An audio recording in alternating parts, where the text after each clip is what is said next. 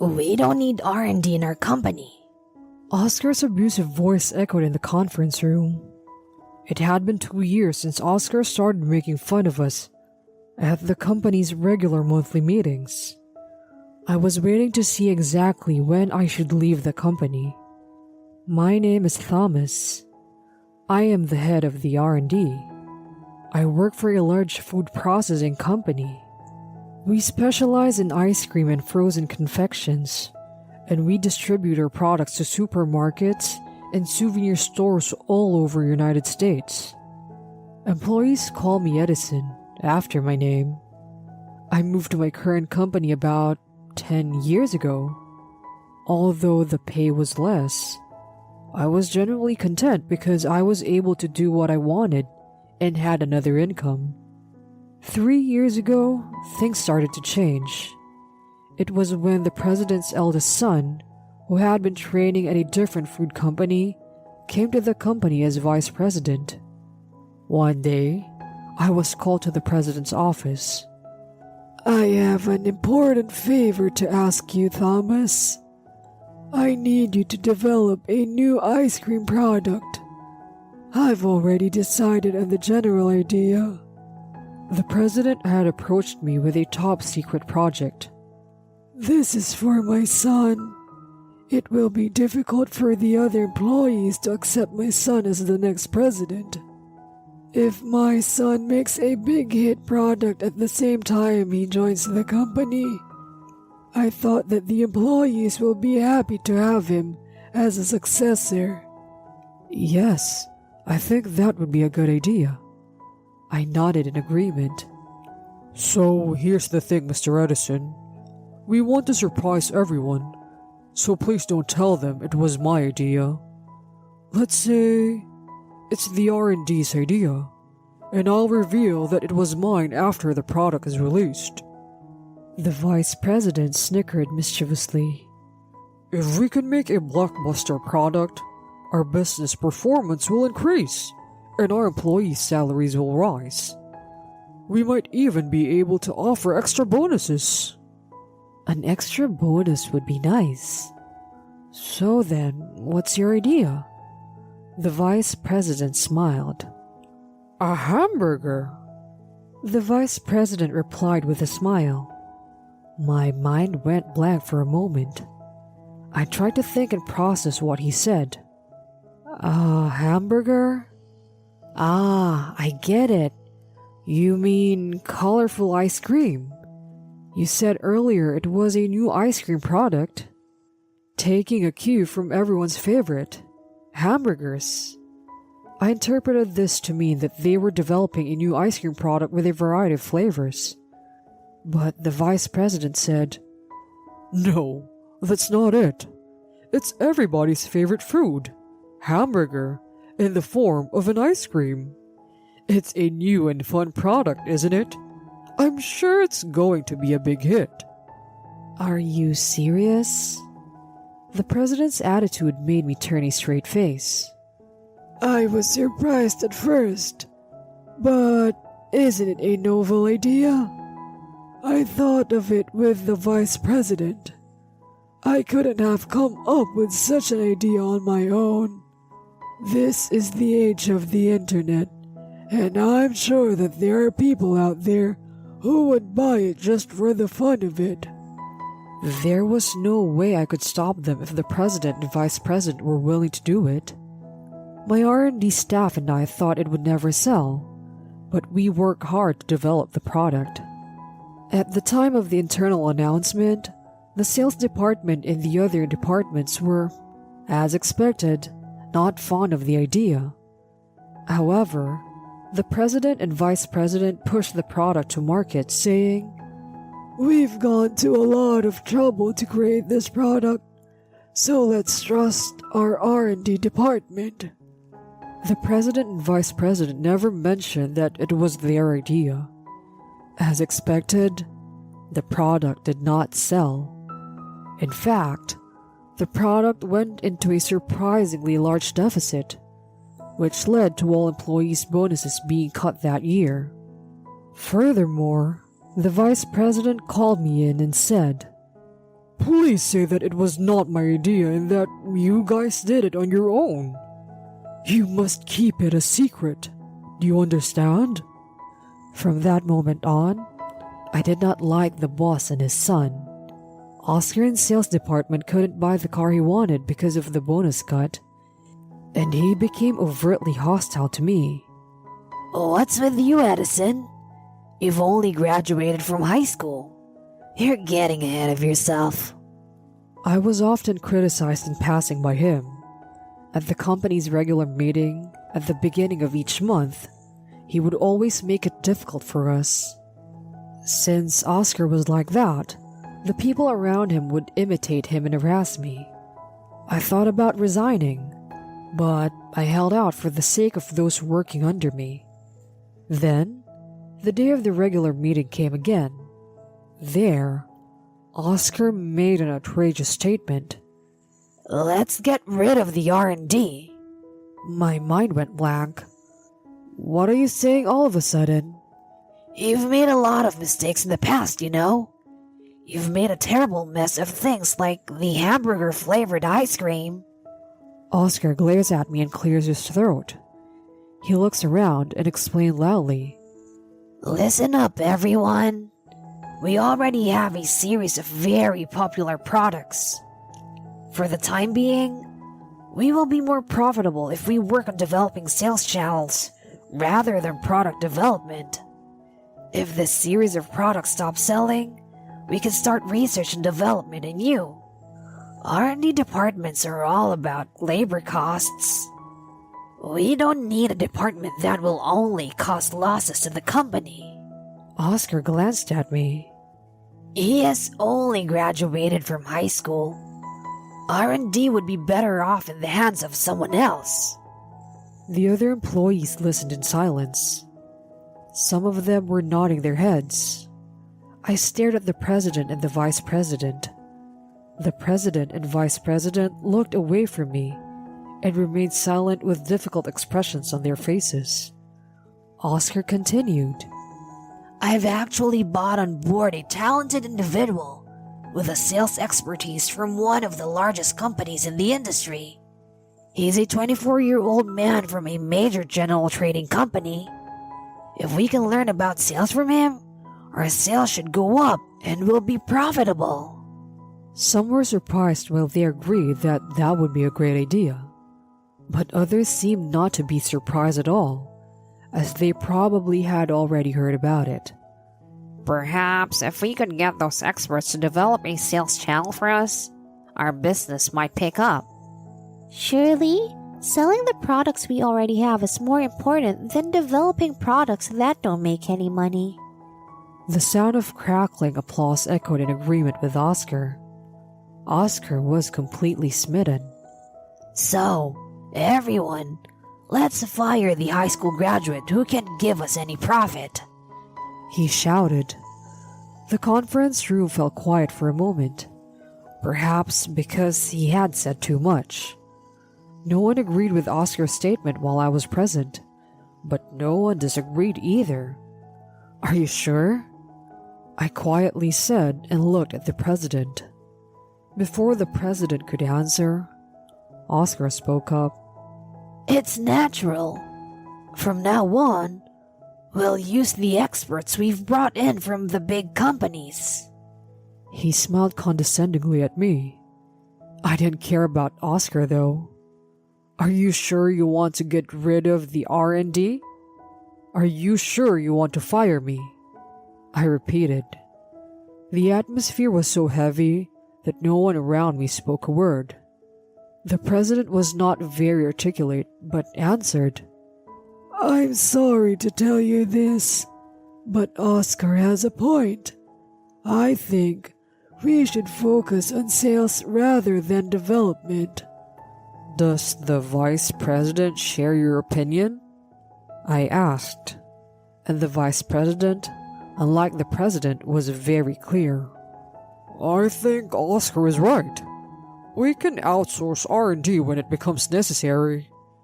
And I think it would be too heavy a burden for a high school graduate like you to take on such an important job as R&D. He looked somewhat relieved. So, the president and vice president have made it clear now. Oscar gave a snickering smile. I was ready for this. I knew that the president and vice president were trying to get rid of me by remaining silent about the hamburger-flavored ice cream. If the president or vice president would cover for me here, I thought I could make things go peacefully. But if they caught me off, I'm not going to give them the time of day. I bowed my head and said, "Thank you very much for all you've done for me." I returned to the R&D office and explained the situation to my coworkers. I told them that I had been fired and that the R&D office itself would cease to exist. Then my coworker said, "I'm quitting." Me too. One after the other. It seems that they also had their own feelings about the president and his son. As I was packing up my things, the Human Resources Department came to call me in. Oscar said I was fired, but Oscar had no authority to do that. The president and vice president talked it over, and I was not dismissed on disciplinary grounds, but rather dismissed for company reasons. It was an abrupt end to a 10-year career. I decided to put into action a plan that I had been contemplating for some time. It was to start my own business. I had always wanted to start my own company. I had been preparing for this for many years and had consulted with lawyers as well. My co-workers said that they wanted to work for my company. My nickname Edison is not just a play on my name. It has another meaning. I am a true inventor. I don't think Oscar, the president, or the vice president know that I hold the patent for the #1 selling product. That's why they can treat me like this. A few months later, I received several calls on my phone from my former company. When I answered the phone, it was the president of the company. "Thomas, or rather, Manager Edison, why did you send me this? I had no idea you had a patent on the product in the first place." The president asked me in a trembling voice. "I have told you about it, and I sent it to you because I wanted you to stop using it," I replied. I had sent a warning letter demanding that they stop using the patent. I was going to be thorough. After deciding to do so, I sought advice from a patent lawyer. I had heard a lot about patent infringement lawsuits, but I did not know how to stop a lawsuit against a non-infringing party. A patent is a kind of right. Since I, the right holder, did not want the patent to be used, I figured there must be a way. I consulted with a lawyer and asked him to draft a letter to send to the president of the company, demanding an injunction against the use of the patent. "I don't want to follow your request. I want to talk to you. Will you come to my office?" "Okay, I'll be on my way." Thus, I came to the company for the first time in 3 months. When I was led into the conference room, the president, vice president, and Oscar were waiting for me. What in the world do you mean by patent rights? Why the hell do you have them? Oscar yells when he sees me. It's exactly what it says in the letter I sent you. I have the patent for the #1 selling product at your company. You can find it in the patent database. I explained in a matter-of-fact manner. When I was a child, I loved biographies of Edison, so it was only natural that I was curious to invent things. But it was rather early on that I realized I didn't have the same inventive talent as Edison. It's obviously not adequate to compare myself to a history-making inventor. So, I changed my mind. I decided to aim for the cracks. At the time, TV shows about new and useful products were all the rage. But I honestly wondered if any of them would sell. The patents were all very different, and some of them were quite plain. For example, the structure of a non-melting packaging for ice cream. There is a big discrepancy between the public's image of inventions and patents, and the actual patents. I have been able to relax my shoulders and invent casually. So I came up with various ideas while attending a technical high school. When I think about it now, I created a lot of weird inventions. I thought to myself that now that I've made it, I might as well patent it. So I made a lot of inventions, and then more and more people applied for patents on them.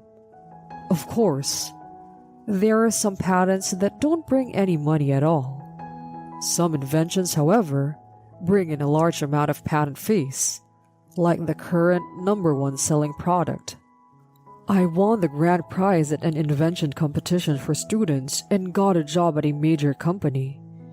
But I could not do research as I wanted at a big company. And even if I made something, all the rights belonged to that company. I wanted to keep the rights for myself. That's why I changed jobs. Only me and my co-workers in the R&D office have access to detailed information about the patents used in our products. And if neither the president nor the vice president checked the patent database, you really couldn't have an idea, did you? It was disappointing to find out that you hadn't looked at any of the specifications or documents I had provided. The president and vice president looked pale. Manager Edison, we didn't know you had the rights to this product. If we can't sell this product, our company will be in trouble. The vice president begs. Incidentally, the top-selling product uses a special bag that prevents melting of specialty ice creams when producing in various regions. I have a patent on the manufacturing process and the structure of the special bag. If I refuse, they will no longer be able to produce it. Please, forgive us. I didn't know you were such a great guy. Please come back. The president begged to me as well. I had told him about my patents 10 years ago when I interviewed for the job, but he seems to have forgotten all about it. It's a little too late for that. I won't be back. I've already started my own business. Oh, by the way, what happened to the experts you hired out of big companies? Are they already working at your company? I said coldly, and Oscar replied, He is scheduled to join the company next month. I smirked at him. He's 24, isn't he? What does that matter? If he has a master's degree, he will be 24 when he graduates, right? It's June right now, and he joined the company last February, right? So, he has almost no working experience, does he? Especially at a major company. They take a lot of time for training. What? Oscar finally caught on. I guess he didn't know after all. He was 24 years old, just graduated, and a newcomer to the company this year. It was the end of March when I heard that you had decided to hire him out of the company. Wasn't it? That means that he must have joined the company in September and immediately started looking for a new job. I wonder how much he learned about the company while he was there. And I wonder how much more he can bring to your company compared to me. I laughed, and Oscar turned pale and fell silent. Maybe neither the president nor the vice president really knew. I know that our company needed the help of Thomas. Please, let us use the patent. The president pleads. He's more serious than before. Then, I suddenly had a good idea. I have a good idea. Mr. President, please tell all the employees about the hamburger ice cream. Then, I'll think about it. What are you talking about? Oscar asked. I glanced at the conference room door. Through the frosted glass in the middle of the door, I could see some figures. I guessed that some curious employees were listening in. It's the hamburger-flavored ice cream. Don't you remember? That wasn't R&D's idea. It was the vice president's idea. We opposed to it until the very end. But in the end, we were framed. I opened the conference room door, exposing myself in a loud voice. A few employees were about to fall over. What? Wasn't it the sole decision of the R&D department? The employees were muttering in surprise, and I felt relieved. The vice president forced us to create the product in order to take credit for it. Then, I was made to take responsibility for the failure. Right, Mr. President? Mr. Vice President? I want an apology. I finally said what I wanted to say for a long time. After that, the president and vice president said in sync, "I am very sorry about what happened," and apologized to me. They promised to pay all the members of the R&D department a nuisance fee. I sent the video of their apology to the co-workers in the R&D department who had to quit, so they must feel better a little. In the end, I decided to let them use the patent. That was because I would get some money for it if I do so. I heard that the expert graduate school graduate that Oscar invited was almost useless. He was so proud of himself, yet had no information on the expertise of a big company, which was expected of him. He even couldn't do his job. They were having a hard time figuring out what to do about him because they couldn't just fire him. As for me, I have no stress because my company is smooth sailing and I can invent whatever I want. I have recently developed an improved version of a patent that is #1 in sales. I'm thinking of selling it to my former company